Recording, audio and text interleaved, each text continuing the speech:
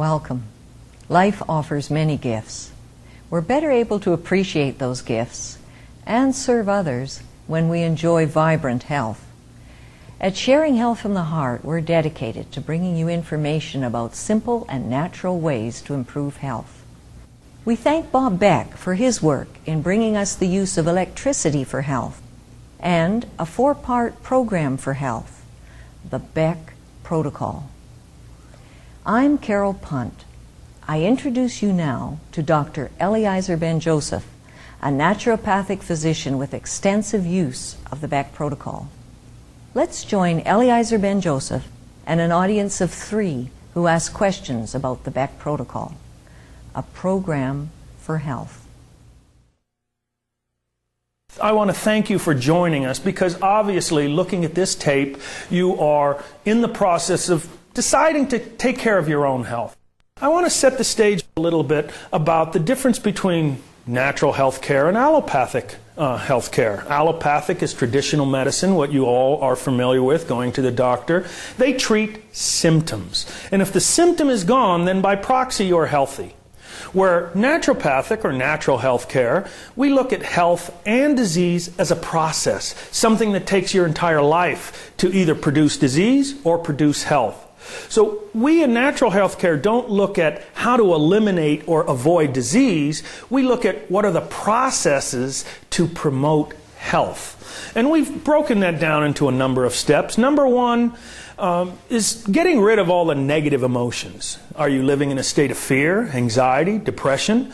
We now know that negative emotions are immunosuppressive and will affect your body, the state of your own health, greatly. We also know that we want you to eat healthy. That's the second one. Stop polluting your body with such what we call the SAD diet, the standard American diet, junk food diet. Start eating healthy, natural foods. Also, a little exercise would be important as number 3. And number 4, actually getting rid of the things in your environment that may be causing a toxic buildup. Are you living in a house with new carpets, with walls that are producing formaldehydes, fumes that you're having to breathe? Are you living in an area where there's tremendous pollution? So these are things to take into consideration. Now I've added one more. I think one of the things that really promotes health is having social commentary, being of service to the community. And I think that's as important as eating healthy or even as exercise. So what I'm talking about is this investment in a lifestyle is what really will bring about a state of health. Now, there are some unique tools that we are now able to utilize to help in this process. Bob Beck has created 3 pieces of equipment, an electrification of the blood, a magnetic pulse generator, and an ozonator for water. These are some of the new pieces of equipment that we can use that will actually help us in this state. Now, back in 1991, Albert Einstein Medical College in New York City presented at a symposium something that was revolutionary. They used microcurrents of electricity to deactivate and neutralize the HIV virus. They presented this at a symposium. After the symposium was over, nothing has ever been talked about it again since 1991, other than the patent on this microelectric current being used to deactivate viruses, not just the AIDS virus or the HIV virus, but any virus. So it's a little kind of disconcerting that something so revolutionary that might change the very course of disease process in the world is not being researched or even being talked about. In discussing the Beck machines, let me stop the camera a minute, take my coat off, and show you what the first machine looks like, the electrification of the blood.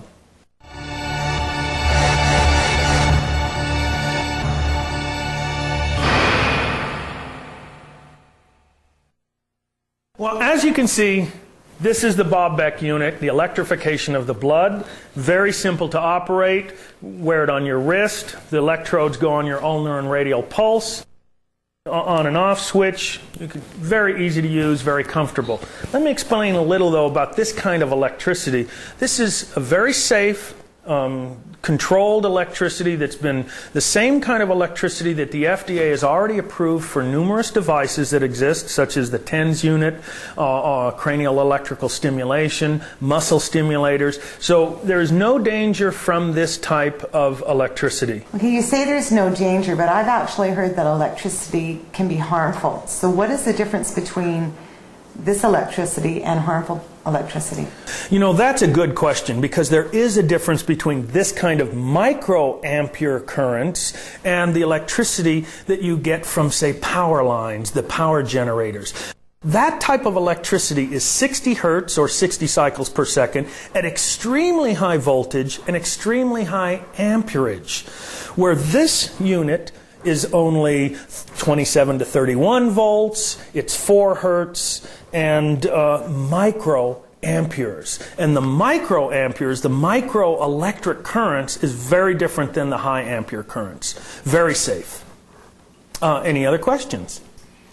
Yes, Dr. Eliezer, I had a question. If I would like to build the unit, the blood electrification unit myself, how difficult would it be? Well, you can get the schematics from Sharing Health at the website. I believe it's www.sharinghealth.com. And they do print and put the schematics there. And you can build it. You do have to have a little technical skill. Let me mention a little about understanding the electric nature of the body and why we use a machine like this. First, we know that all of the cells of our body are small little electrical generators, electrical units. Dr. Bob Becker, in the book Body Electric, talks about this. There's all kinds of books now that talk about the electric nature of the body, and that there are these little electric microcurrents on a cellular level. So what we are using is these same kind of microelectric currents to actually bring about a state of health. We're actually re-electrifying our body. Let me talk a little about the protocols for blood electrification. Dr. Beck calls for about 2 hours per treatment for about 4 weeks. Now, I suggest that you want to build up slowly. I know some of you maybe jump in with both feet and do it for 2 hours the first day, but you might want to build 15 minutes per day, 3 or 4 days, adding 15 minutes until you get to that 2-hour period, and then do it for 4 weeks. You want to make sure that while you're doing the protocol that the elimination systems are all open. Remember, there's only so many ways you can get rid of garbage in the body, and actually there are 5 ways. You can poop out all the stuff, the garbage, you can pee it out, you can sweat it out your skin, cough it out of your mouth, or blow it out of your nose. But that's the only way everything is going to come out. So make sure these elimination systems are open. Also, I think building up is important. Now, why do we do it for 2 hours at a time? It takes about 8 to 9.5 minutes to get total blood volume. That means as the blood is passing the electrodes, it takes about 8 to 9 minutes, 9.5, for that blood to make a complete circuit in my body and come back. So if we do it for 2 hours, you're really getting 12, almost 12 complete circuits of the blood, so that you can deactivate the pathogens in the system, microbes and viruses and molds and funguses. So it takes that amount of time. Any more questions? Yes, Dr. Eli. Is there a particular time of day that's important to be doing a blood electrification program? That's a good question. And you know the best time of day? The time that you'll use it. Now, yes, we can talk about it. Is it easier in the morning or easier in the afternoon? Or some people, because it's so convenient and portable, you might even take it to work with you. Okay? It's easy to use. But the time of day, I suggest to my clients and patients in the evening, where they can sit down and really pay attention to what they're doing. And you can sit maybe in a nice room, maybe a little meditation or listening to some music, but doing something consciously. You know that you're working on your health. So I like to work on my health consciously. Yes, you mentioned 2 hours.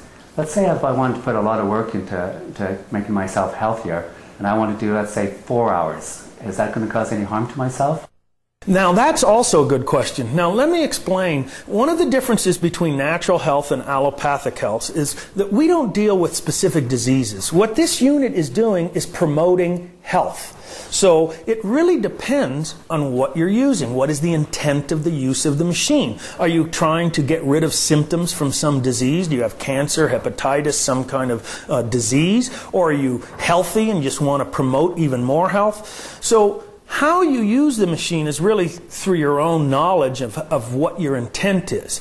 But I think if your symptoms are gone and you're feeling well, I think using the machine once you're feeling very well, once or twice a week, or maybe 1 week out of a month, or maybe doing the 4-week protocols once or twice a year. It really depends upon you. Because remember, when we're talking natural health care, what we're talking about is a process. Well, you eat and you're exposed to things all the time, so what's happening in that health process is how you'll determine to use the machine. Any other questions? Yeah, I have a question. When would you know when to stop? You mentioned a minimum of 4 weeks, but I've actually heard that some people go longer. One of the ways that you can tell that you're finished, I use live cell analysis in my practice, dark field phase contrast live blood analysis. So we look at the blood under a microscope. And the blood is just a wonderful picture of what's going on inside your body. You can see the shapes and sizes of the blood. You can see the garbage and debris that's floating around. And you may see all the debris from the deactivation of these pathogens by the electrification of the blood machine. So when you see that in your blood, even though you may feel better, you may want to continue a little more. Now, it's very important that you drink water and you keep the elimination systems open while you're using this machine because of that Herxheimer reaction. Remember, the Herxheimer is that medical term for the die-off and the elimination of all this debris.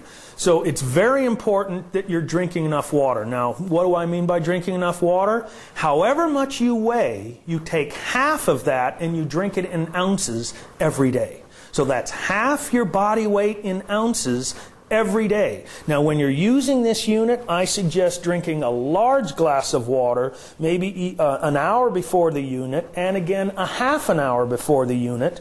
And ideally, you would want to drink a glass of the ozonated water, which we will show that machine a little bit later. So you also might want to be careful when you stop. You know, if you've been using this machine for about 4 weeks, it does improve the oxygenation of the blood. It does improve the immune system. So stopping too suddenly may be a little jolt to the body. So the same way you gradually built up, you may gradually lower the amount of time that you're using the machine. But while you're doing that, your other lifestyle habits do not want to slide. You want to continue eating healthy, you want to take the nutrients, and you want to continue drinking water. You can also know when you're done. Maybe get a blood test if you were doing something specific because you had a blood chemistry, as an example, and you saw something that was off, and you get a new blood chemistry and you find that those chemistries are all back to normal. That might be another indication. But the best indication is still how you feel and what you want out of your own health and your own intention. Any other questions? Yes, Doctor. I was wondering, is it safe to use this unit on children? Now, that's a good question. I have used this unit on children. There is no FDA rules and regulations on these units. And in natural health care, what we're looking at is the intention of the parents. So when you're talking about children, it's really up to the parents. I believe that the authority is in the parents to decide what their children need and not in the state. So that's a little political commentary, but I really believe that the parents determine what is best for their children. I was wondering, would I repeat this process more than once, like say for health maintenance? That's another good question. It kind of ties in what we've been talking about. Again, it's your intention. What do you want out of your own health? Remember, health is a process. Disease is a process. You are living daily. You are maybe exposed to pollutants on a daily level, a daily basis. So depending upon what you want from your own self is how often you use the machine. I personally am very healthy, but I like to use the machine Once a week, I'm sitting in front of the TV, like to play with the machine and use it. But if I felt, as an example, during the flu season when all of my clients and patients are coming in and everybody's sick, I might use it every other day, even 2 times, 3 times a week.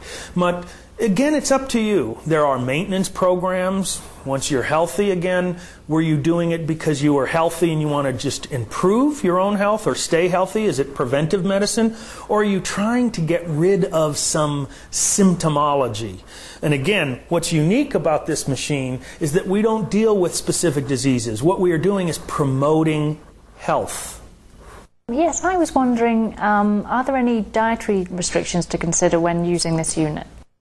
There are certain things that you do want to stay away from. I suggest not doing drugs. I suggest not drinking coffee or highly caffeinated teas or prescription medications, even synthetic vitamins and minerals. You want to be careful about. Now, Dr. Beck also talks about garlic, and that there's been some research, I know in Indian Ayurvedic medicine, they call garlic a tamasic food. It's a very reactive food. Now, minor amounts, again, garlic is a spice. It's not a food that you sit down and eat a plate of garlic. So if you were just using a little teeny bit as a spice for your foods, it probably would be okay. But if you're eating a lot of garlic to lower cholesterol or get your platelets to be thinner, I would suggest not doing garlic.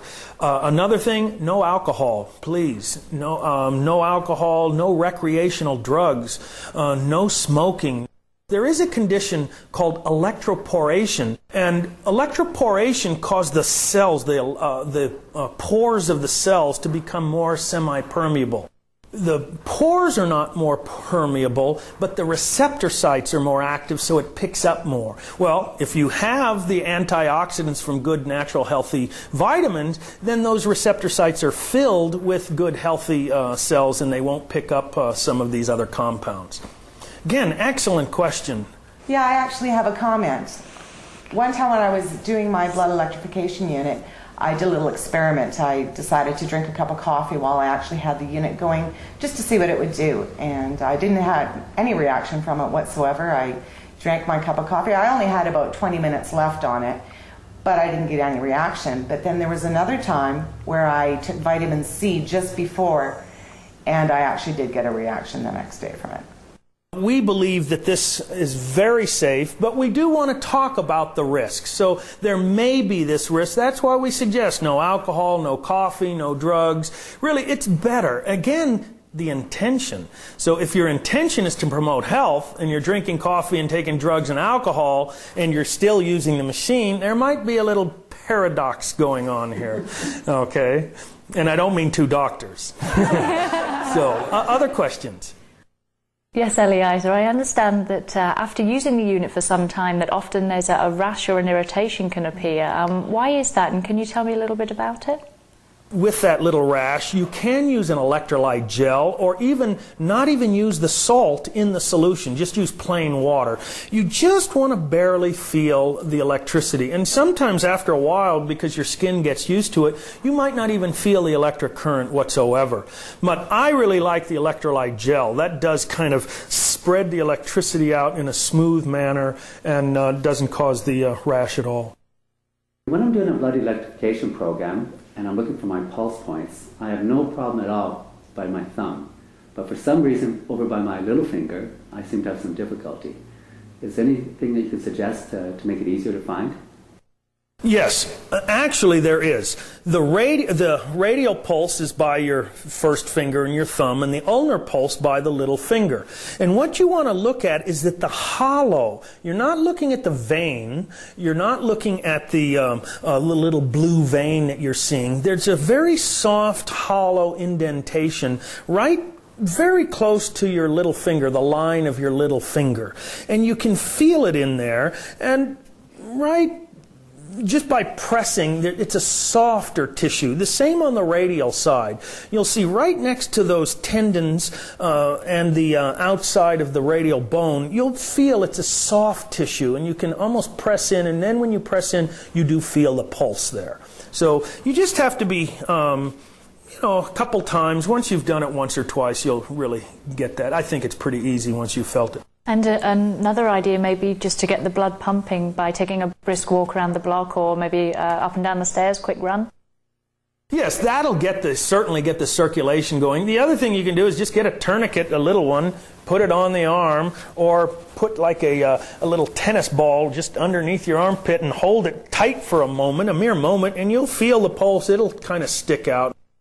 Yes, doctor, I was wondering, if I can't feel the current once the unit's on my wrist, how would I know if, say, the unit wasn't working, or perhaps even if it was the cords themselves? How would I test that? One of the things that I would say most men and young boys know in the entire world is we used to take these little 9-volt batteries and we'd touch them to our tongue and we'd get that little shock. Now, most women don't know about this, but you can take these electrodes, actually just barely turn the unit on and put one on each side of your tongue, and you will feel a little teeny electrical current. Make sure the unit is not turned up all the way when you test it, okay?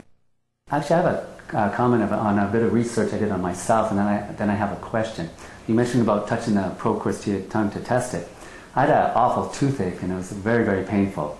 And so what I did is I took the probe cords, made sure the cotton sleeves were wet. I put one on each side of my gum, and then of course I turned it up very slowly, just onto the on position. Now in about 35-40 seconds, the pain went away, and I thought, wow, this is great. But about 25 minutes, 30 minutes later, it came back with a vengeance, actually.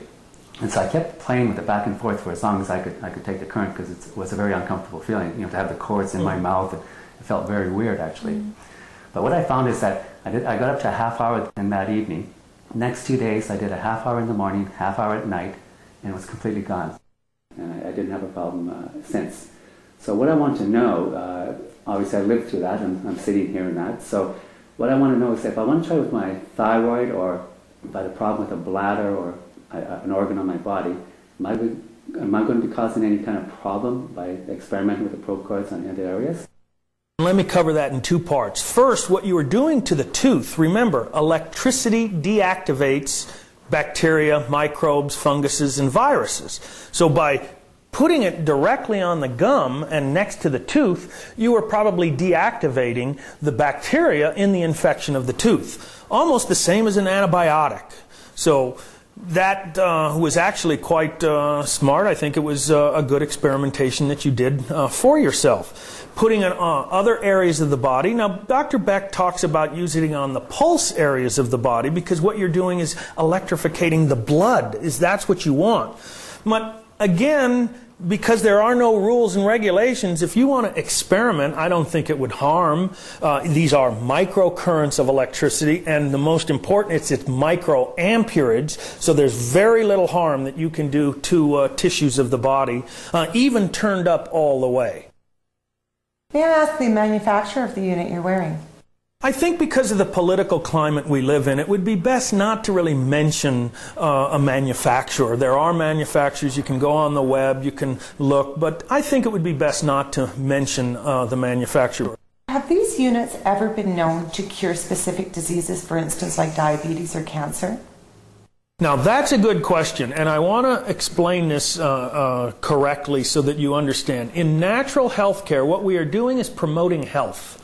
We are not going after a specific symptom or a specific disease. That is the difference between what we're doing in natural health care and allopathic medicine. Allopathic says, I want to cure this disease. I want to cure these symptoms. But in lifestyle changes, what you want to do is promote health. And this is promoting health. So by eating healthy, by exercising, by emotional processing, by doing the things in your lifestyle and then making the choice to use the Beck protocols, you're promoting health, not going after a specific symptom.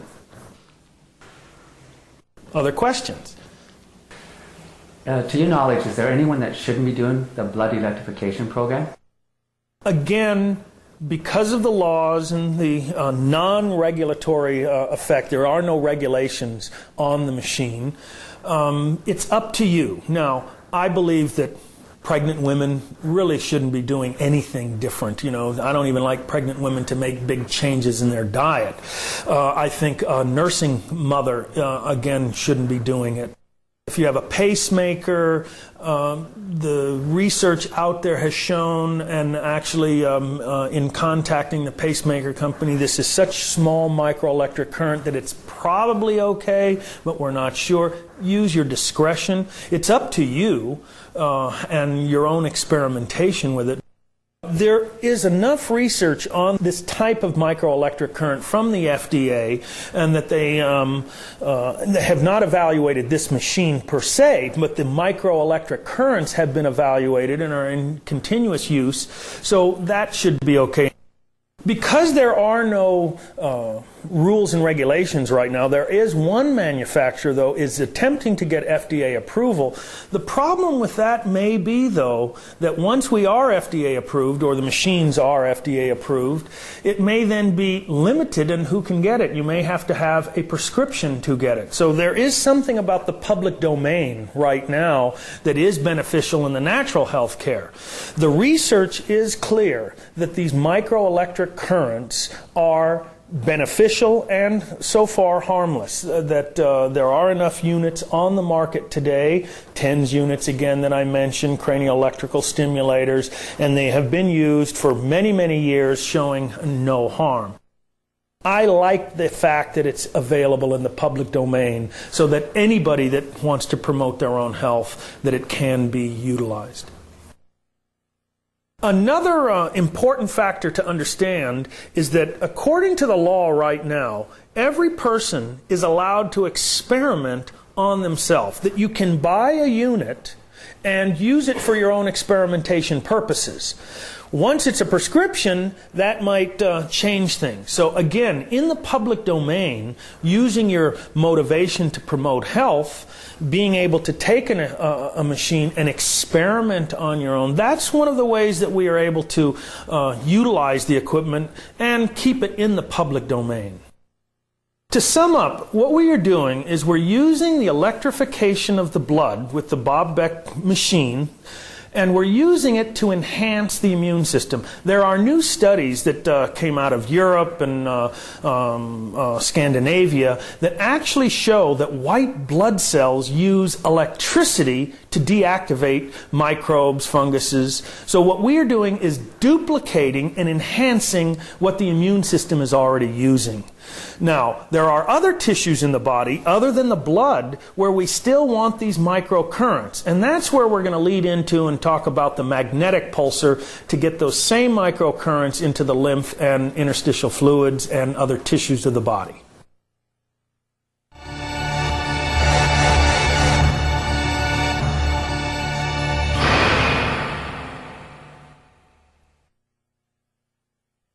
Hi and welcome. We're going to demo the electrification of the blood unit. Here you can see right now a couple of home units. You can see this one. This still needs to have the cotton that is going to be wrapped around. You can't really adjust these, the placement of these electrodes as well, but you can see this is a home unit and it probably works fine. This is another unit. The cotton has already been put around the electrodes. You can see it's just a simple home with the electrical tape and the strap and everything else. You can see all of these pieces of equipment are readily available at some place like Radio Shack. First thing, you take the strap, and it was built in with a little holder. So we take and we put the holder in, and if you notice, I'm putting it, just about so we can see the lights. The Velcro is at the top, okay, and you just put it on, as you can see. And oftentimes, it's nice to have someone to help to hold it. But if you notice, it was very easily done. I'm able to do it myself. You can then actually test it to see that it's working. Turn the switch on, and as you can see, the light is on. And we now know that the machine is working. So we close it off. I then take one of the wrist straps. And again, it has a cloth end at one side and a kind of a neoprene on the other. I put the neoprene down to my wrist and attach. Very simple. I make it just snug enough. Now, what I want to do is get these just wet enough, but at the same time not dripping. And I put the sleeve all the way down on the electrode. So now the whole thing is damp, but it's not soaking, okay? And I slide the sleeve in, the electrode underneath, and I want to make sure that just a little piece of the cotton sleeve is showing. This way I'm able to take the eyedropper, and then depending upon how long I use the unit, I can keep a couple little drops all the time so that the sleeve stays wet. Then same thing, and what's nice is the little hole where you slide the electrode in. You take a little and just put some and get it wet. Let it get in. Then we take the electrode, place the sleeve on, and notice that I'm able to do this alone. I mean, it's nice when you have a wife or a mate or somebody with you to help that can hold it, but it is designed so that you can do it alone. I slide the other one in, and again, just enough sticking out, and I make sure it's placed, and I have done this enough so that I know that it's placed correctly. Then I come in and maybe put just another, because it's already wet, it'll take the water a little bit better.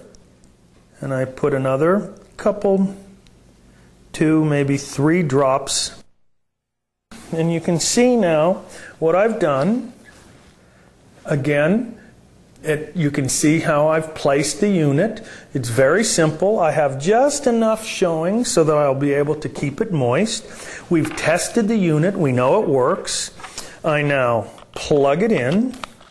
And again, if you want to get some of these other wires out of the way, I'll show you that you can use the second strap. So now you can see it's quite comfortable. It's out of the way. I'm able to use the unit. We have it plugged in, and now we turn it on. And again, notice that there's no light when I turn the unit on. And the reason is, and this is again an innovation from the company, it's so that they don't run the battery down. We don't need to see the lights to know that it's working. We can feel it now. You turn it up, you can see my hand, and you can get a nice current. I'm turning it up strong enough so that you can really feel it. But if you see, my hand is just automatic. It's not uncomfortable. You'll feel a little tingle, and as you get used to it, you'll find that it's a little less. If you don't want it so strong, again, you turn it down just enough. I'm able to go about my business. I'm able to work. And again, if you're not sure and you're not feeling it even though you turn it up, then get a little plain salt and put like a 3-finger pinch right into the water. Let it dissolve, stir it up. Now you have a much greater conductor of electricity. Again, you can also, if you have access to a medical supply, just buy the electrolyte gel. Very simple, easy to use, the first part of your 4-part protocol.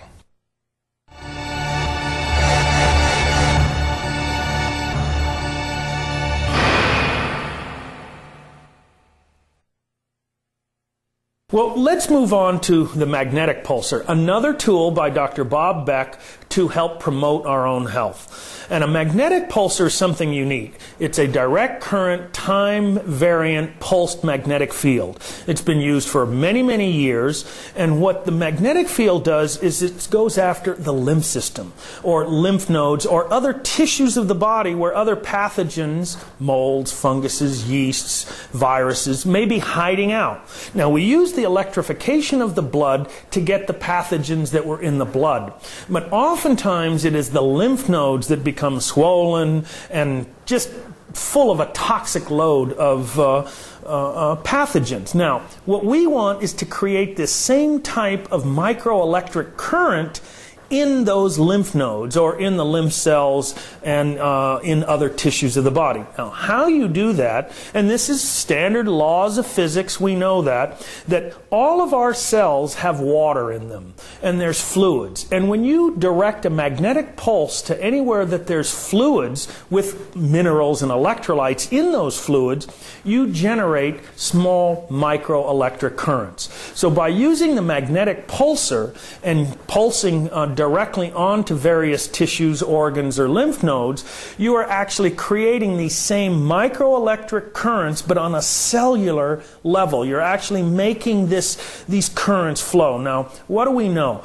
Electrical current are electrons. You've all heard the term free radical. But what is a free radical? A free radical is any chemical minus an electron. So by developing these microelectric currents on a cellular level to get a free flow of electrons, you're actually negating free radical damage. You're actually helping to stop the free radical damage by giving electrons and making those electrons really flow on a cellular level. So again, what we are able to do is deactivate those microbes and viruses and funguses. We don't kill them. It deactivates or neutralizes the receptor site. So now what happens? They're expelled into the bloodstream and the body is able to get rid of it. Now, one of the differences between a pulsed magnetic field and what everybody in the health field is using, which is static magnets, there's a dozen companies now selling magnets that you place on various areas and wear in your shoes, or you have a bed, with the mattress pads, but they're very different. One is a static field and one is a pulsed magnetic field. Now, in the laws of physics, what we know is when you pulse that magnetic field directly on a cell that has these electrolytes inside the cell, then you are producing microelectric currents. So static magnetism doesn't do that. Static magnetism, we know, helps to increase oxygen and increase circulation, but it doesn't increase these microelectric currents, and that's what deactivates the microbes and funguses and all the pathogens.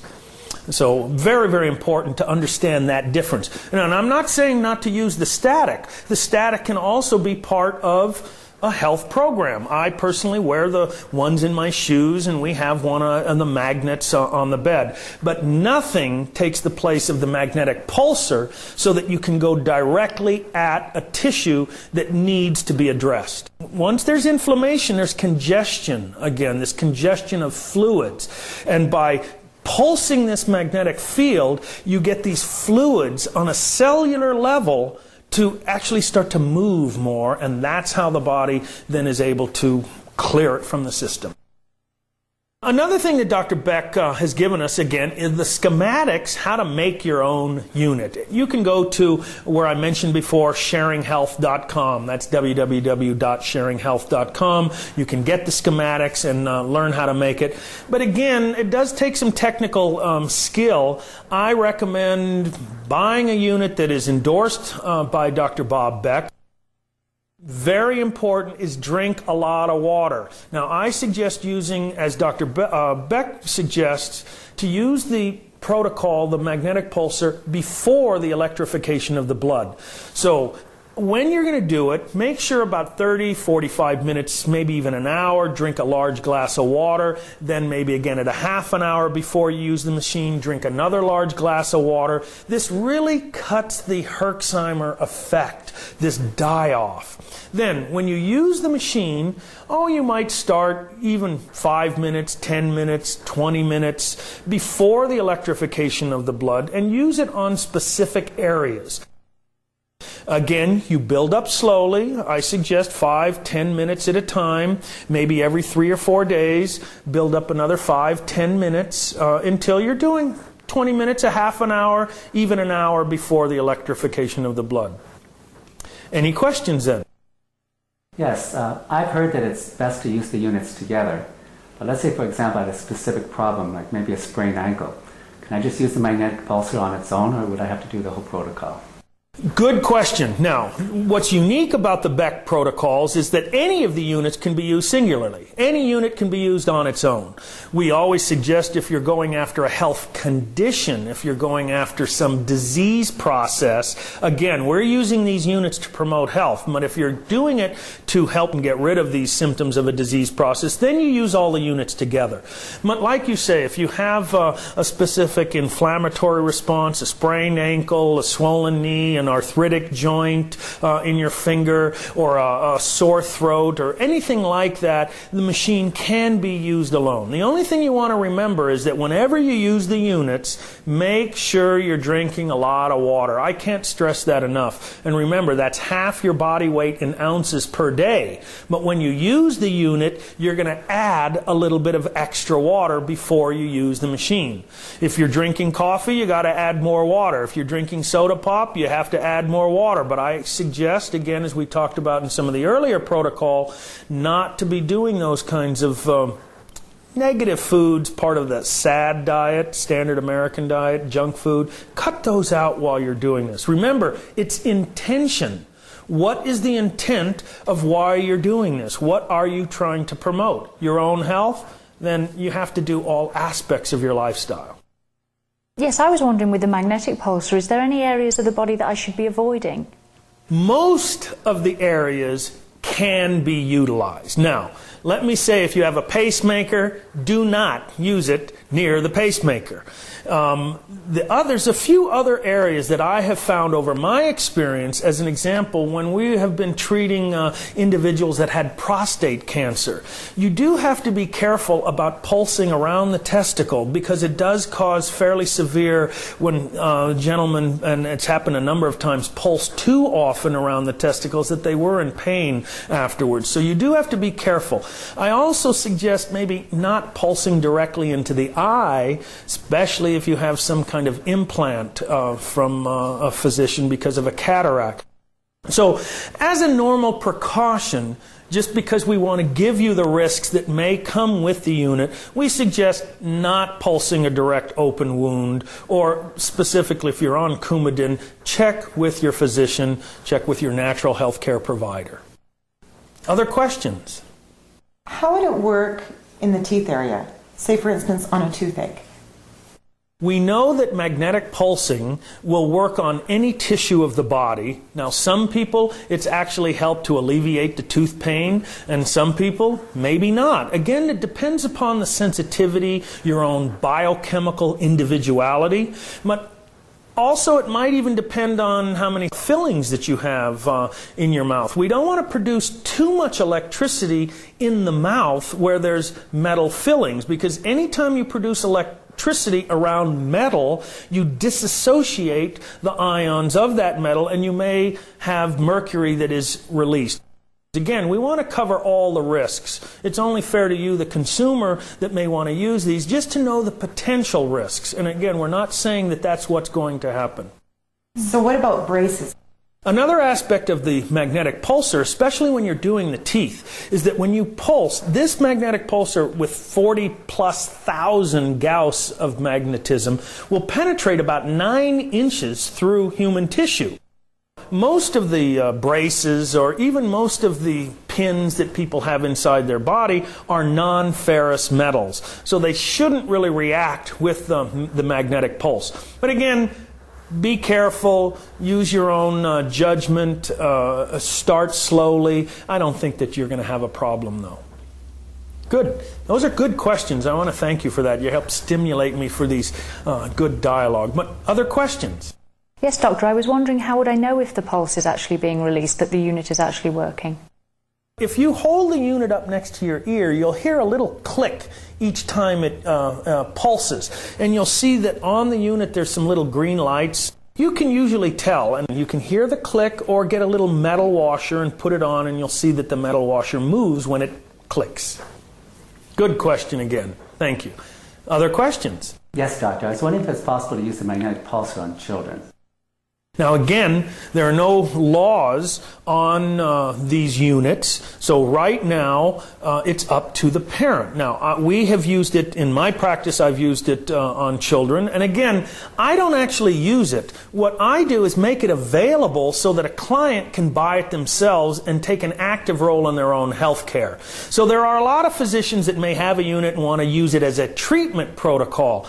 I really like people to take their own active role. So I make these units available, show them how to use it, let them take it home and use it for their own family to promote their own health care. I don't want to use it necessarily as a medical device in a practice, because again, I want to keep it in the public domain, and that to me is very important. Now, along with children and using your own judgment, I think that, again, you have to be careful. If you're a pregnant woman, I would be careful using a unit. If you're a lactating, nursing mother, I would be careful using a unit like this. Use your own judgment. The company that I like to buy from that is they're taking an active, proactive role in helping to make these pieces of equipment available to the general public.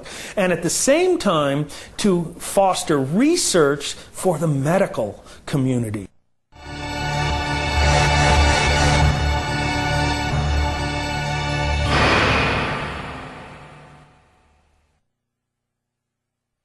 And welcome back. The next demonstration that we are going to do as part of the fourth part of Bob Beck Protocol is the magnetic pulsar. Here's our magnetic pulsar on the wand, and you can see that it is marked magnetic north. Now, understand that magnetic north seeks south, and magnetic south seeks north. Remember, opposites attract in magnetism. So our north pole seeks the south pole. And this is a home unit, and it's one of these home units. You can see that here it's a well made. Again, it's made with the flash attachment, the photo flash that Dr. Beck talks about. You can hold this unit to your body again and push the button. You hear the little click. You saw the little light go. And these units, again, are fine and functional. A little difficult to make, but it is. If you have that technical skill, you can do that. I, again, like to use units that are manufactured, endorsed by Bob Beck. I think it's phenomenal, ease of use. Now, you can see that we turn it on. And what we're going to do is test. You can test the polarity of the unit. And one of the ways, this is the North Pole. And what you can do is take again, as a compass, and the compass should point north. And because of this is North Pole, so the compass that points to the north on the Earth should point to the north here also. Now, I want to show you the degree of penetration here, and you can see that the lights are moving, and as it comes across, when it reaches that last one is when it pulses. So what we're getting again is this movement, a pulsed time-variant magnetic field. This is nothing more than a coil of wire. And you can see that there's no electricity on this coil. It's just a wound up copper wire. Here at the end is an LED light. It has some circuitry so that we don't blow up and blow the light. But I want to show you the penetration and also how magnetism creates electricity. It's the movement of magnetism that creates the electricity and the penetration. So here you can see, I will put the unit up next to my neck, and I'm going to just take this wound coil wire, and I'm going to hold it at the other side of my neck, and you can see the little wire, and you'll see the little light kind of blast, and each time it goes through. So you can see there is no current here. What is creating the current is the movement of the magnetic field, which induces an electrical current, and the light will shine. The same way that the human tissue that has water and electrolytes in it, that when you take this in magnetic field and it time variant pulsed magnetic field going through my skin and through the tissues of my neck, the same electrical current that was induced in this wire, that same electrical current is being induced in the various tissues that the magnetic field is going through. So just by holding it here, it's totally comfortable. You don't feel anything. You don't feel magnetism. So I can use it here along with any of my lymph nodes. It goes about 9 inches. And let me show you as an example. Here I showed you just straight, and you can see it's going all the way through, but look how I can even hold it away from my neck. There will be a point where if I go just far enough that the magnetism doesn't reach it any longer. But you can see that this magnetic field does penetrate quite far, about 9 inches. So it is phenomenal. You'll really be able to experience profound healings with this. Now this can be used again, armpit, any of the lymph nodes, tissues, any of the tissues of the body without harm. The machine will work approximately 5 to 10 minutes. You'll see at the end the LED light came on, so you can see that that has now gone through its cycle, and you then turn off the machine, and if it feels a little warm, let it sit for 2 or 3 minutes before you turn the machine off, and you'll go through another cycle. So each time you can use it, again, any of the tissues of the body. I suggest using it before the electrification of the blood, unless you're using it by itself for dealing with an inflammatory response in a specific area. So again, this is the next protocol in the 4-part Bob Beck Protocol. Great machine to add to your repertoire to induce health and actually promote your own health.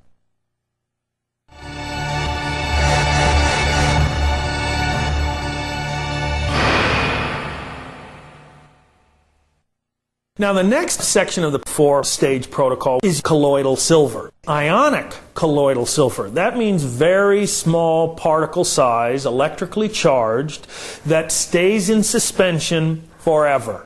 Now, silver has been in use for many, many years. As a matter of fact, before 1938, it was the antibiotic of choice throughout the entire world. Everybody used colloidal silver. Now, you've all heard of stories, as an example, from the farmers in the Old West and the settlers as they were coming across the Old West. Well, one of the things they used to do is they used to put a silver dollar into the milk bucket when they milked old Bessie the cow and got their milk. And it would keep the milk from spoiling. So silver has a very long history of use. Now, still today, there's a lot of silver compounds that are being used. You've all heard of silver nitrate as an example that is put into babies' eyes. Silver nitrate is what gave colloidal silver such a bad name. There is a condition that can occur called ageria, where you get this blue-grayish color to the skin that only occurs with silver compounds. And that means silver with some other kind of chemical. And that is what causes the discoloration. Pure ionic colloidal silver in distilled water will never cause a discoloration of the skin or ageria. By drinking colloidal silver, what you're actually doing is using nature's antibiotic. And what you're doing by saturating and taking in, which is in essence a micro mineral, it's like any other kind of mineral, trace mineral that you're taking in, the body uses silver as an antibiotic. You can even use silver as an example on an external, on a burn. Nowadays there is actually a company that is making a silver, colloidal silver, not silver nitrate, a colloidal silver impregnated gauze for burns. And they are finding that using this colloidal silver impregnated gauze, no scarring even on 3rd-degree burns. There is this proliferation of the use of colloidal silver, so we have to be a little more careful by making good colloidal silver because the FDA is getting a little bit more and more involved. You want to make sure that there's no claims. We're not saying and making a claim that if you drink colloidal silver that you will cure your disease. understand that. What you're using is colloidal silver is a micronutrient. You're using it to help empower yourself to promote health. And it's just another piece of the pie, another piece of the protocol that you're using to promote your own health. So very important to understand that ionic colloidal silver is a nutrient. Any questions on this unit? I've been told to purchase colloidal silver at a store can be quite expensive. So is it difficult to make my own colloidal silver? Good question. First of all, colloidal silver is very expensive. You're talking anywhere from a 4-ounce bottle. I've seen it anywhere from $19 to $40. You'll also see a variation of parts per million. Some people are saying it's 5 parts per million, 20 parts per million. You'll see some on the market 500 parts per million. So there's a variation. You go into a health food store today, you might see 15 different brands all selling colloidal silver. Which one is good, which one is not good? Yes, you can purchase colloidal silver, and if you know the company and you know how their colloidal silver is being made, good, but you will pay the price. We make our own colloidal silver, and we make it in about a 16-ounce beaker, a Pyrex beaker, and you now have a good, everybody in all members of my family can drink 2 to 4 ounces at a time. And you drink so much colloidal silver daily. Again, you're using it as a nutrient, as nature's antibiotic. So it's part of the prevention. Once your symptoms are gone, you want to use colloidal silver for prevention. Does colloidal silver solution have any particular taste? It should have maybe a slight metallic taste. It's almost very similar when someone tastes zinc. As an example, if someone is deficient in the mineral zinc and you give them a zinc tally test and they put the water with the high concentrations of zinc in it, you won't taste any of the metallic taste of zinc at all. If you have zinc in your body and you're not deficient in zinc, when you taste it, it'll taste very metallic. This may be the case in silver. If you're very deficient in silver, no matter what concentration you're drinking it at, it may taste like water. And that's going to give you that signal that you probably need silver in your system. Once you're drinking silver over a good period of time, and that same concentration that you've been cooking it, and now it's starting to taste more and more metallic, that might tell you that you finally have saturated your system with the amount of colloidal silver, in which case you may be able to lower the dosage amount of how much colloidal silver you're taking. I know that myself as a health practitioner, if it's the flu season that's going around and everybody that's coming in is sick with fevers and flus, I'll drink 10, 15, I'll drink 16 ounces a day. I'll drink 4 ounces 4 times a day. Now, if I was to open up a bottle that cost me $35 and drink that 4 ounces 4 times a day, I'd have to be independently wealthy. So, well, that wouldn't be such a bad idea either. But at least at this point, I'm making my own colloidal silver so that I can drink the amounts that are appropriate for what the intent is that I want to do. Again, if I have a disease process that I'm attempting to eradicate, or am I just practicing preventive medicine? Now, once your symptoms are gone and you're now practicing preventive medicine, a little couple ounces of colloidal silver a day, I think, is more than adequate. Yes, I just have a couple of questions. Why is the particle side, or the parts per million, so significant? They have found that above 18 parts per million, there is no change in the rate in which it kills the bacteria. There is a slight change in the speed at which it kills the bacteria. So instead of 15 minutes, it did it in 8 minutes or in 3 minutes. But again, you're talking overkill. Do you need an atomic bomb to maybe just knock out a little infection?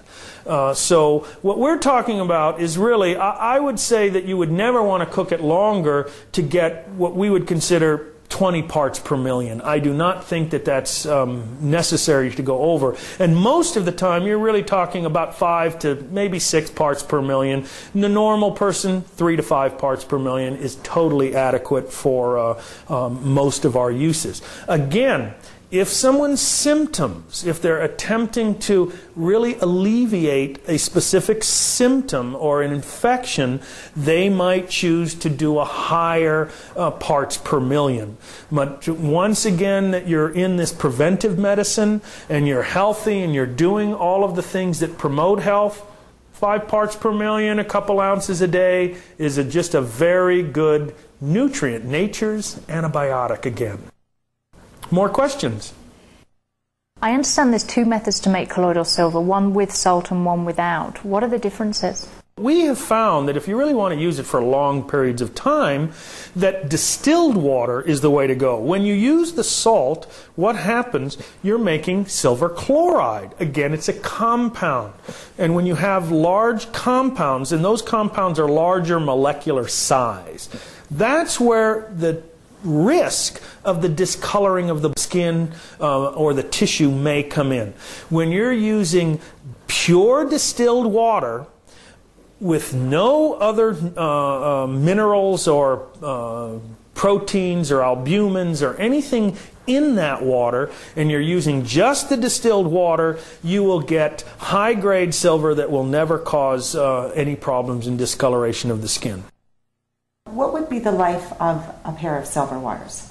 Only one wire, the silver comes off one wire at a time when you're doing the electrolysis like this. And if you just switch each time you make the colloidal silver, you'll just switch the wires back and forth. This will extend the life greatly. And I'm finding that I make silver every day, and it's lasting well over a year. Now, if you want and you like new wires, that's certainly inexpensive enough to buy. But I think well over a year, if you're making silver every day for your whole family, that it's a very low expense. Yes, what about the good bacteria in my gut? Now, colloidal silver being antibacterial, is that going to destroy the good stuff as well as the bad? Well, there is some research that say that may, and there's also some that shows that maybe it does not get destroyed, that the good bacteria uses the colloidal silver in the same way that our white blood cells in our body uses it. So we're not sure. I think a lot more research needs to be done on that. My suggestion is a probiotic is a good thing to take anyway as a daily supplement. Nobody's making their own yogurt anymore. Nobody makes their own pickles. Nobody makes their own sauerkraut. Nobody makes their own cheeses anymore. So this is where we used to get these probiotics. And again, a probiotic is the good bacteria. An antibiotic, which you get from a physician to kill bacteria, is indiscriminate. I don't believe the silver is as indiscriminate, but yet to be on the safe side, always take a probiotic. Yes, you'd mentioned earlier about the colloidal silver having the ability to sterilize water. Can you talk a little bit more about that? Yes, actually, silver is nature's antibiotic and will actually sterilize or deactivate, kill any known bacteria, anaerobic bacteria. I mean, E. coli and Pseudomonas and all of these different types of very strong bacteria, the silver has been used. I have given my children colloidal silver, and always with really good results. But my question is, how much would I give them, just to see if I'm giving them the right amount? And is it safe to give them colloidal silver? Now, that's a very good question, especially for children. One of the things, if you're making the colloidal silver properly so that the particle size is small, now again, in the demonstration we'll go over that. The side effects of the proper kind of silver are none. The side effects for the wrong kind of silver can cause the ageria and discoloration of the skin, or it might have a taste that the kids certainly don't like. But if you make silver properly, there should be no side effect. Now, how much to use? Again, you as the parent have to make that decision. There are no rules and regulations from the FDA or anybody else telling you how to use colloidal silver. So are you using it disease-specific symptom specific, or are you using it as part of a preventive medicine as a nature's natural antibiotic nutrient? If you're using it as a nutrient, 1 or 2 ounces a day is plenty for a child. If they're sick and you think that they might be getting the flu, certainly there's no harm with 3 or 4 ounces a couple, 2 or even 3 times a day. So again, use your own judgment, and it's based on the natural principles. We're not going after a specific symptom. We're going after promoting health. But when you're using it to alleviate a cold or a flu, okay, you can increase the dosage a little bit.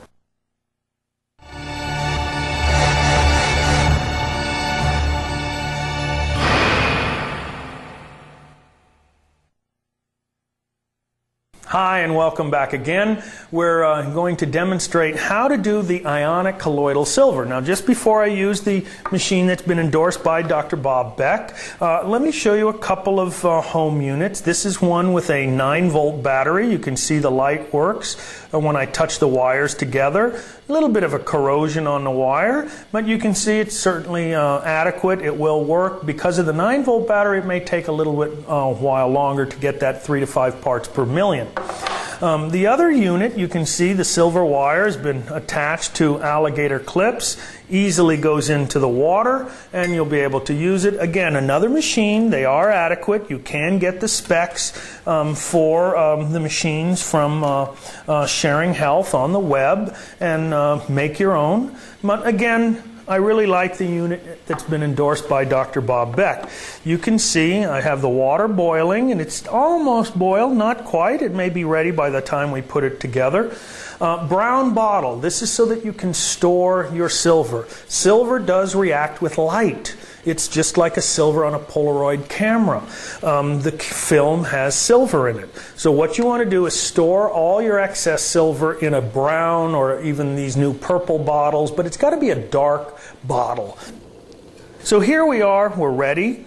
We have the silver wire, and you can see I have it marked with a little red mark. That's just for the ease of the demonstration. And what I usually do is take the emery that comes with it, and I want to clean the wire first very quickly, just a few swipes of the wire, and to get all the oxides, the silver oxides off. And I have the unit, and you can see it's a simple unit. Undo the wires. Now here's the little clip, and you just move the clip out of the way. You can also see here's the little holes for the wire. Our water's almost ready. We take and we put the wire into the little hole. You can see I just move the clip out of the way, and the wire comes in, letting go of the clip, and the wire stays. Same thing here. I'm going to put it in. And again, you can see I move the clip. Here it is. Now, our water is boiling. You want to be careful. Very important. This is on the hot plate. These are safety devices so that the glass won't break. I just want to show you to make sure you use that. Here's our Pyrex container. It's on a piece of cork because it is hot. You can also get a little coffee warmer that you can get at any office supply, so that this, the things that sit on your office and your desk to keep your coffee or tea warm. And you put this right on that before you fill the water. This way it'll keep it hot the entire time. So very simply, we're going to turn our hot plate off, and again, if you use the stove or whatever, and just to be careful, we're going to pour the water in, and again, we have 2 cups of water. Very important, by the way, again, is the purity of the wire. What we have here is 99.99% pure wire. So here you can see we have the unit made by a manufacturer. It's plugged in to a wall unit so that you can save the batteries. You then plug in the unit, and you can see that it's working. You can also take it out, and if you touch the wires together, you'll get that little red light that comes on that says that it's a short. So we know the unit is working. We put it into the water, and we let the unit sit and do its work. Now, every 3 to 4 minutes, you want to stir the wire. You want to use pure distilled water, not deionized water, but pure distilled water. Now, one of the things you saw that we boiled the water. The reason we boiled the water is for particle size. The hot water will conduct electricity better, and we will get a small uniform particle size.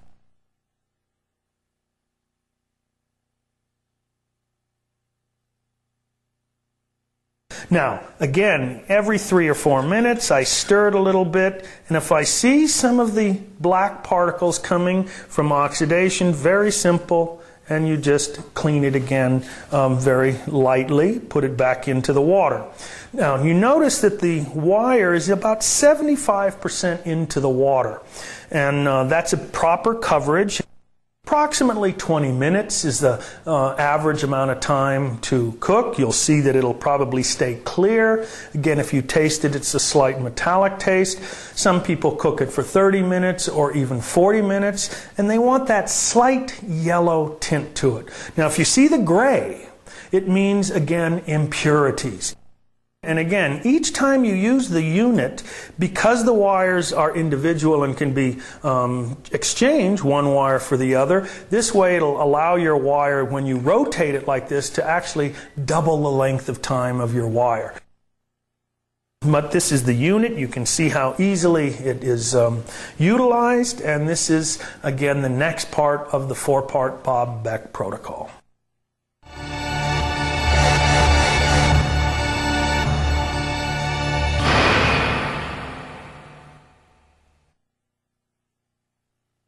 The next part of the protocols that we're going to talk about is the ozonation of water and drinking ozonated water.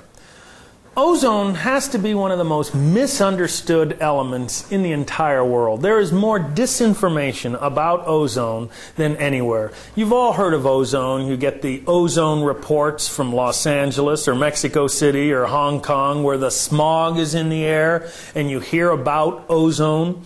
Well, let me explain a little about what ozone is. Ozone is O1, O3, O4, O5. It's called singlet oxygen. We breathe O2. But up in the atmosphere, when oxygen is hit by radiation from the sun, it produces O3, O4, O5, and they've actually measured all the way up to O19. Now, that's a very unstable molecule. The O19 will break down to O18, leaving an O1. But let's go all the way down to O4, O3, because this machine produces O3. The O3 will break down, leaving O2 and an O1. It is the O1 that we use as ozone for the body. And actually, ozone inside the human body, or oxygen, this singlet oxygen, is what white blood cells use to kill bacteria. Actually, macrophages can surround bacteria. They open up a little valve called a peroxome, and they squirt hydrogen peroxide onto the bacteria or pathogen microbe. What is hydrogen peroxide? H2O2. That immediately breaks down to H2O, leaving this O1. And the O1 is what deactivates or actually kills microbes. Now, again, the body will produce catalase and peroxidase to stop the free radical damage from this singlet oxygen. Now, you've heard of this free radical damage, this singlet oxygen that they talk about, free radicals. And what it is, again, it's a chemical. This oxygen is minus an electron. It's looking for this electron. So what happens is that because it's so unstable, it will try and find something that has this extra electron.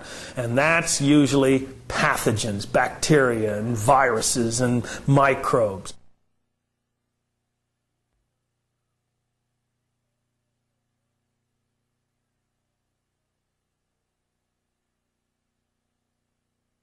Now, there's a lot of research in Europe using ozone. There's an extensive amount of research. Germany specifically has been using ozone for many, many years in the disease process using the medical model. Now, a lot of people think in the United States that ozone is not being used. Almost every top operating room in every top medical hospital has ozone in the deactivating or killing pathogens in the air. It keeps the operating room sterile. Almost every top operating room in the world uses ozone in the operating room. Almost every single water processing plant that makes bottled water will use ozone to make sure that the water is pure. Understand the body uses free radicals, or this singlet oxygen, to actually deactivate or kill disease. Now, there are places around the world that are doing phenomenal research. Cuba is one of them. Germany is another one, again, doing a lot of research. Now, people talk about, well, ozone, don't breathe the ozone. Again, what is ozone doing? Ozone actually deactivates every known negative compound that exists in the world. So up in space, up in the atmosphere, what ozone is doing is deactivating all the hydrocarbons. When you breathe ozone and people say, oh, it's going to irritate your lungs, what we found is no. What it does is it deactivates the hydrocarbons in the lungs. We all breathe anywhere. Most of the time there's smog. Where this original research came from about not breathing ozone, as an example, came from mice. And they put a huge amount of ozone into the air, and they found that within the first 3 days there was a pulmonary edema, fluid built up in the lungs. But then what they didn't report is that after those 3 days, the lungs returned to normal, and no matter how much ozone they put into the container, where the mice were, they could not induce death into the mice whatsoever. So what the ozone does is it will clean out chemicals that are in your lungs, and that's what happens when you breathe it. Now, it does cause an irritation, so I suggest not breathing ozone. Okay, but by ozonating the water, what you're doing is putting that in, and by drinking the water, you're getting that direct delivery system of the ozone right into the bloodstream through the stomach and the intestines. So it'll go to the liver through the portal vein and help the liver. It'll go into the bloodstream and oxygenate, and what you're actually doing is giving this singlet oxygen to the body so that white blood cells can do their job. Now remember, make sure you're taking your antioxidants, eating healthy, and if you're going to be ozonating water to promote your health, then stop all the negative things that take away or promote disease. Yes, I have a question.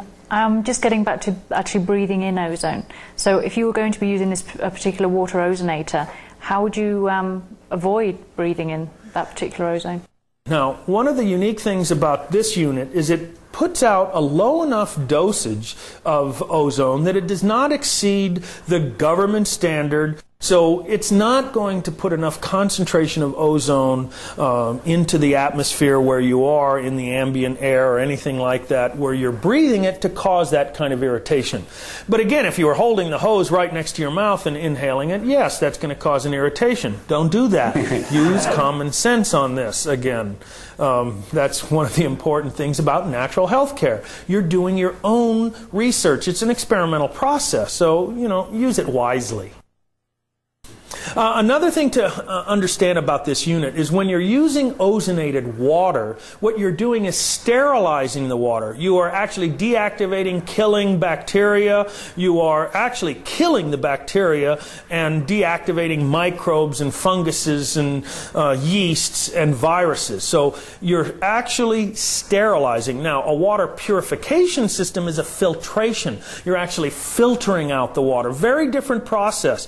So yes, it's important to drink filtered water in your daily life, yet ozonating, and especially cold water. Now, the colder the water, the more ozone that it actually holds. So you want to get a really nice, chilled, cold water, clean spring water. Make sure that it's not tap water, and you will really have the benefits of a highly ozonated water. And when you drink it, two things can occur. One is that you might feel sometimes energized and just like raring to go. You feel a little energetic. So again, be careful. Use it as part of a whole protocol. And again, if you're eating healthy and exercising and doing all this, you will only notice the benefits. Any other questions? Yes, doctor. I've heard that there's a couple different methods for generating ozone. I have two questions, actually. The first one, what particular type does this unit do? And secondly, if I want to save some money and try to construct my own unit, is it difficult to do? Again, both good questions. There are two ways of developing ozone. One is with an ultraviolet light, and just like ultraviolet rays from the sun and the cosmic rays from the atmosphere from the sun bombards the oxygen, and that's how you get ozone.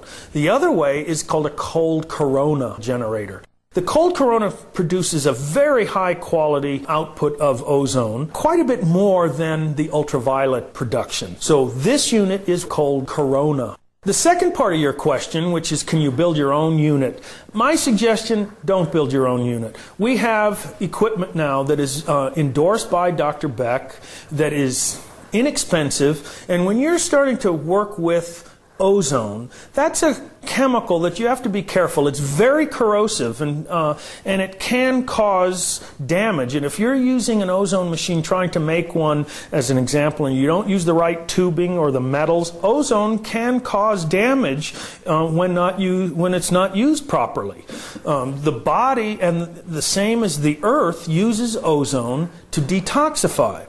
How the planet uses it is an example with the ozone in the atmosphere that goes into the rain, and rain is very high in hydrogen peroxide. Hydrogen peroxide, again, is H2O2. And it rains, it goes in, the hydrogen peroxide turns into H2O, leaving that O1, which detoxifies the planet, the atmosphere, the soil, the waters, the streams and rivers. So in taking ozone internally, it also detoxifies. But if you were to make your own unit using the wrong kinds of equipment, you would put into your body definite chemicals from that corrosive nature of the ozone, so I don't suggest it. Other questions? Yes, I have a couple of questions. I've heard that oxides of nitrogen are produced when using the cold corona method. Is that correct? When you're ozonating water, it's negligible. It actually is a non-issue. Now, for other uses of ozone, such as bagging or rectal insufflation or even autohemolation, now you're talking medical grade oxygen bottles and a medical grade ozonator. But for ozonating water, it's a non-issue. Okay, thank you. Are there any other uses for this particular unit other than water ozonation? Yes, first, regular ozone has a lot of other uses. It's, again, used to ozonate water for detoxification of the water. You can ozonate olive oil and make a paste where the olive oil has a lot of ozone in it. You can use it on cuts and bruises and even skin cancers, things like that. There's also ozonating or for deodorizing air. So if there's a severe odor in something and you wanted to get that odor away, that's what ozone is used for. Now for this particular unit, you really want to ozonate water, but there's a lot of kinds of water that you can ozonate. Let's say you're soaking and cleaning a chicken, or you've got a piece of meat and you just want to clean it off. Well, you either ozonate the water or have some ozonated water and just rinse your meat or chicken in that ozonated water. You can also make sure that you have enough ozonated water to put your vegetables in. Remember, ozone will kill any pathogen, any kind of virus, bacteria. So it's used to detoxify, to kill pathogens, whether it's in odors or on a food. Let's say you have some dirty shoes and smelly socks in the closet, and you can go take the unit and just let it run in the closet while you're not using it, and let it run 24 hours. It certainly will help to deodorize any smells. But the main thing that the unit is used for is to ozonate water, to drink. That's the protocol for the Bob Beck, the part of the 4 protocols that we're using. Remember, we're looking at electrification of the blood, magnetic pulse generating, making colloidal silver and drinking it, and drinking ozonated water. This entire protocol process is to restore health. Well, I was just going to make a comment on that. One other thing that I've used, it's drinking the ozone water, but one thing that I use it for particularly is when I'm feeling upset stomach or nauseated. I just drink a glass of ozone water and it makes me feel so much better. It just alleviates the nausea, and it works just really great. Great. And that's correct. Drinking ozonated water, because it kills bacteria. We know someone with ulcers, as an example, or someone with these severe heartburn and ulcerous condition, they may be contaminated with the HP pylori or Helicobacter pylori bacteria. We now know that's the bacteria that causes ulcer. So drinking ozonated water may actually kill that bacteria and settle an empty stomach. One thing that we may have to be a little bit careful of is I wouldn't drink the ozonated water with your meal, because it may deactivate some of the enzymes for digestion. Drink your ozonated water in between meals, an hour before. Now, I suggest for everyone, one of the things that most people don't know is that you have to have a bath of water for the food to be in your stomach, to be digested. So you want to drink a good glass of water maybe 30 to 45 minutes before you eat a meal.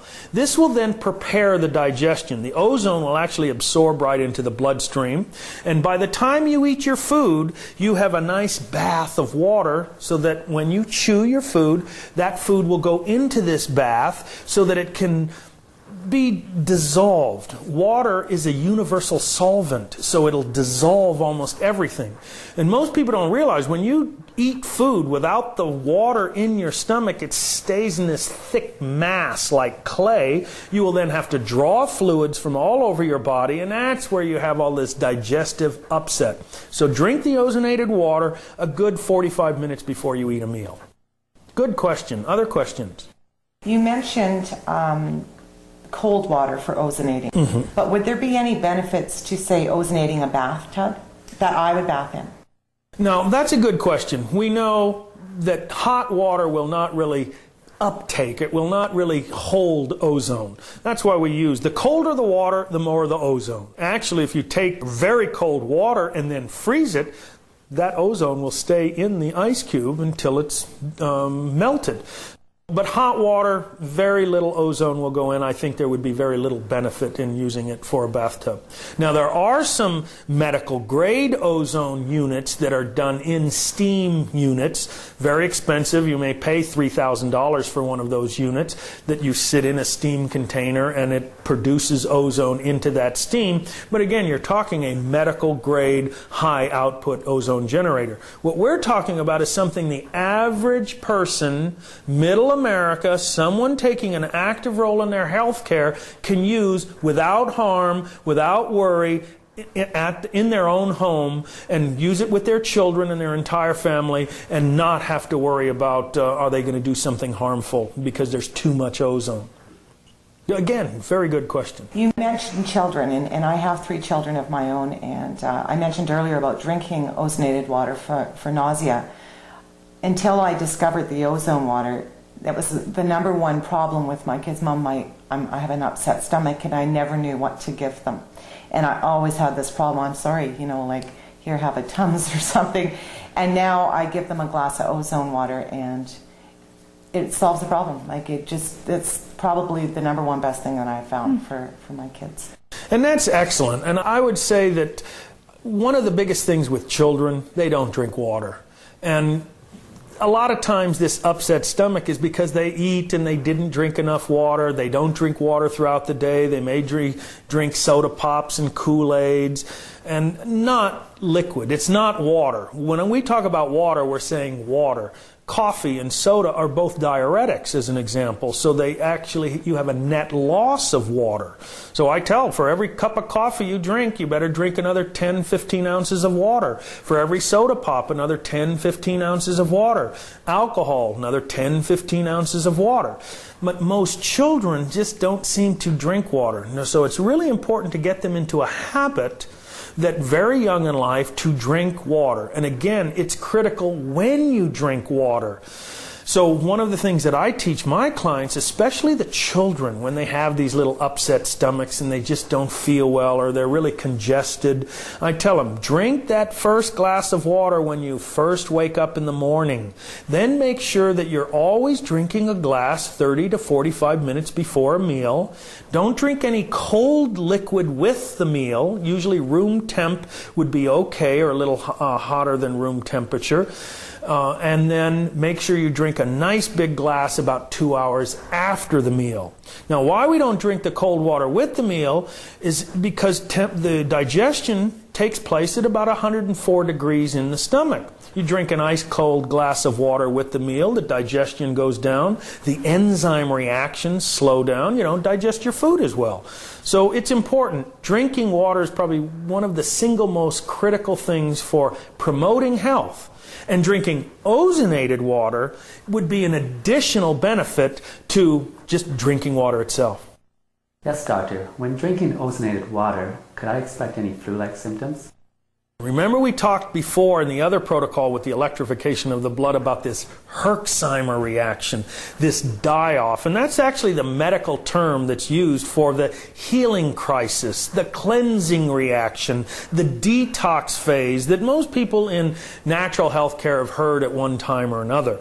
One of the benefits of drinking ozonated water is that it actually cuts that reaction. Remember, the Herxheimer reaction is to get rid of these microbes and bacteria and fungus and yeasts, things that we're attempting to clean our body out. Well, ozone helps in that process. It helps in two ways. One, it's a detoxifier. It actually kills those organisms. But also, which we really haven't covered, is that it's oxygenator. You're getting a supersaturated oxygen water. You're drinking that supersaturated oxygen water. That oxygen is absorbed directly into the bloodstream through the mucous membranes in your stomach and through the intestine. Some of that oxygen is going through the portal vein directly to the liver. Some is going directly into your capillary system and throughout the entire body. So you're actually getting a higher concentration of oxygen. Now, this has been tested in a pulse oximeter that medical doctors use, where you put it on your finger and you can actually measure the amount of dissolved oxygen in the bloodstream. And remember, we are oxygen beings and we are electrical beings. So we want to use both the electricity from the microcurrents and the oxygen from the ozone, and that's going to help restore health. Again, not to do a specific disease, it's to promote health. And how can you not promote health with more oxygen? Excuse me, you mentioned earlier that they're using ozone medically in Europe. Now, is that to actually cure specific diseases? Absolutely. There's research now in Cuba. Cuba is one of the leading proponents of using ozone, and they're doing for HIV. And they actually take a medical grade ozone with a medical green bottle of oxygen, and they will get it into the blood directly. There's what's called autohemolation, which you can, one of the machines, one of the best in the world, was by Basil Wainwright, which was like a dialysis machine hooked directly to the ozone. The blood would come out of the body, go through an ozonator, so that you're ozonating a total volume of blood, and then they would put the blood back into the body. In Germany and Europe, throughout Europe, they're also doing what's called rectal insufflation or vaginal insufflation or autohemolation, where they'll fill a syringe with maybe 30 cc's of ozone and then very slowly inject that ozone into the bloodstream. There's also bagging of ozone that can be done. There's many different ways of using ozone, but when you're talking about these higher saturations and using medical and syringes and all of these other things, you really want to do that under the care of a health professional and someone that's trained in the use of ozone. But ozone is, I think, one of the greatest boons to mankind. More important, to have a small unit at home where you can take an active role in your own health care. Why wait until you have a disease and you have to go to a doctor and spend $10,000, $20,000, $50,000 to get the ozone treatments, maybe $400 or $500 a treatment, or you have to buy ozone equipment that can be so expensive. To buy a bagging ozone machine for bagging, you may spend $2,000, $3,000, $4,000.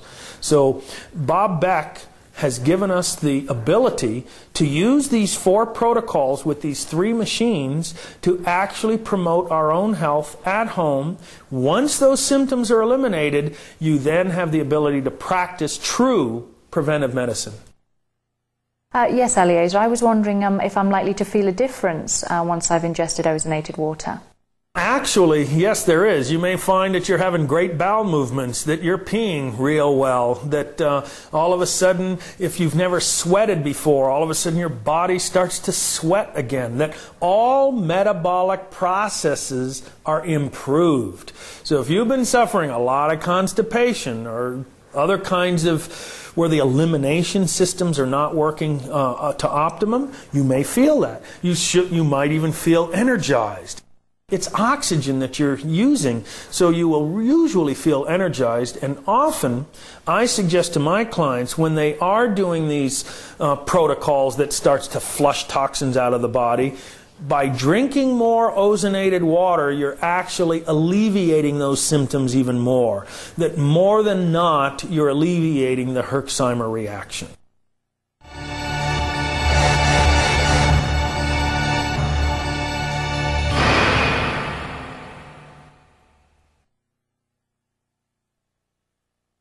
Hi, and welcome back for the next part of the 4-part Bob Beck protocol using the water ozonator. Now, it's important to understand that this unit, the one endorsed by Dr. Bob Beck, is made with all medical grade parts that are non-corrosive, non-reactive to ozone. And this is critical. I can't stress this enough. You'll also see here that this is silicone tubing. If this was regular plastic tubing, you would see that it would dissipate and actually melt in a matter of seconds. The machine itself is air-fed. It's using ambient air, so that means this is not to be used for other purposes other than making ozonated water. It has a cold corona, it has an air pump built in, and it is a 12-volt unit. Now, 12 volt is unique because you can use it for your RV or your camper. If you've ever been camping and you want to drink the river water and you're not sure that it's clean and sterilized, well then this will do that. We also have a medical grade ceramic diffuser and a Kynar hose attachment. All of this is non-reactive to ozone, and that is critical. You can see we'll put the diffuser in and you'll see the bubbles of the ozone coming out. Notice that I'm blowing with my hand. I'm kind of waving the ozone to me. You don't really just want to smell, but it has a very distinct odor to it. Ozone is phenomenal. It smells like you've been just outside of a storm, a thunderstorm or lightning storm. It has that same clean, really refreshing smell. Now, the temperature of the water, ice cold, the colder the water, the more ozone that it will actually store. Now, here I'm showing you, because ozone water only lasts about 20 minutes, so if you're going to not drink it right away, you want to store it with a top on, and I suggest storing it in a cold container. Now, very important, you'll see that we're making this in glass, and we're storing it in glass. Ozone is extremely corrosive. So what you have to be careful of is if you're using plastic, ozone will eat the plastic and go into the water. You do not want to do that. So here we have our ozonated water. We've been doing it for 3 or 4 minutes. We'll turn it off, take it out, and cheers.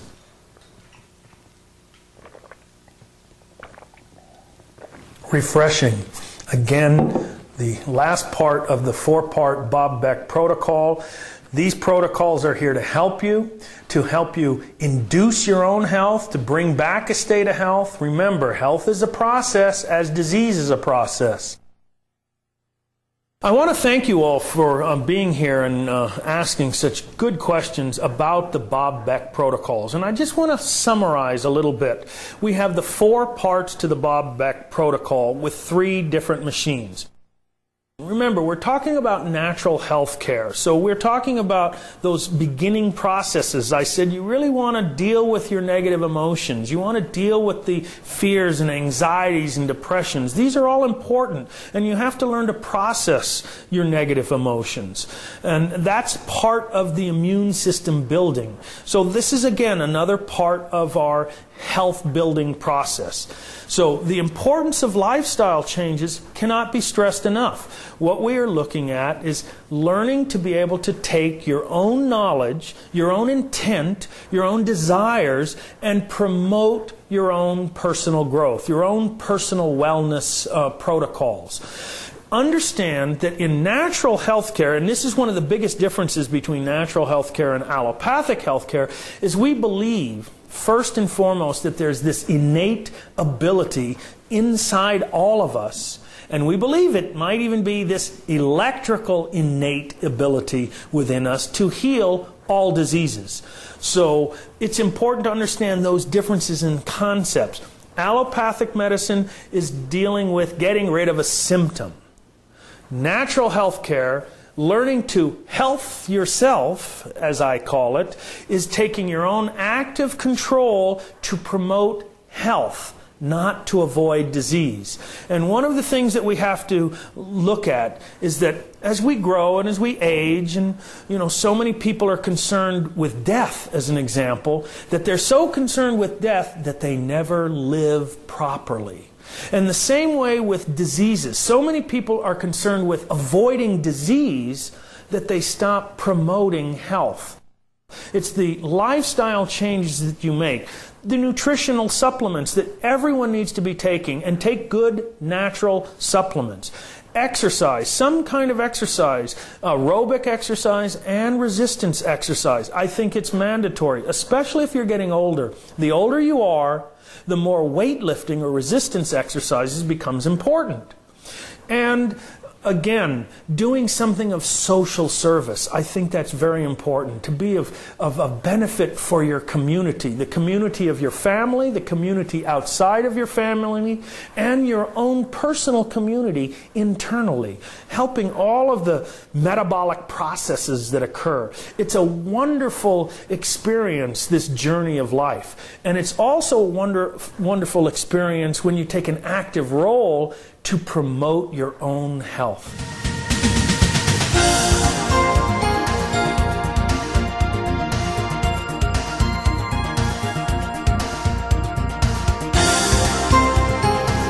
Again, thank you for having me, and thank you for joining us.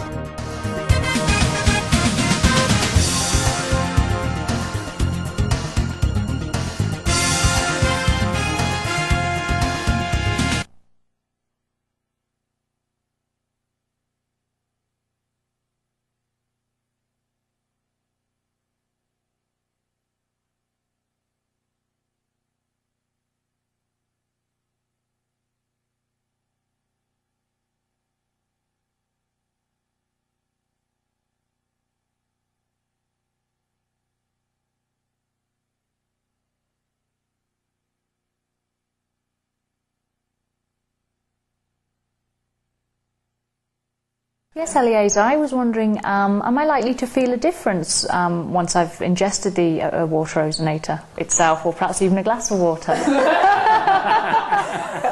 That unit goes down pretty rough. I think as the cord goes down. Uncomfortable. Okay, do that one again. You'll splice this in somewhere. Okay. Okay. I can just, it's like... Okay. Right, do that again. Other questions? I'm glad you're going to be able to do all this, taking, you know, the editor part, you know. Jen's going to throw popcorn at you. How well and how I don't like that. Back up. Okay. I have to do that. Just do that in your brain. Oh, okay. Okay. Wow. It's not my turn yet. But braces, it's probably, if it's made out of metal, iron, you know, if it's got iron, you know, you might feel your head go, you know.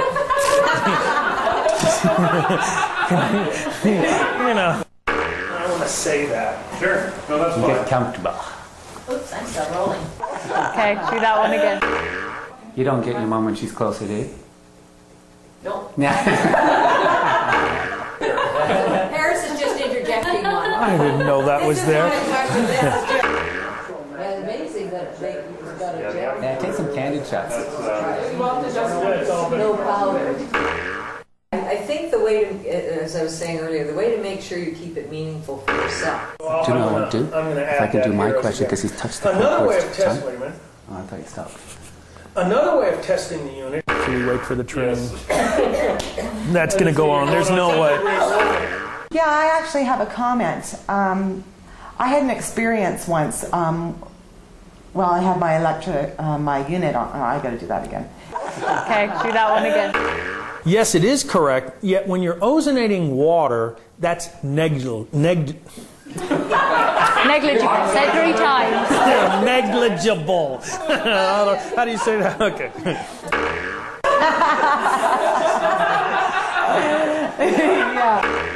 Pet odor and what have you. Yeah. Deodorizer. Okay. It's the only thing that will get the smell of a dead body out of a car. I've heard that. Right.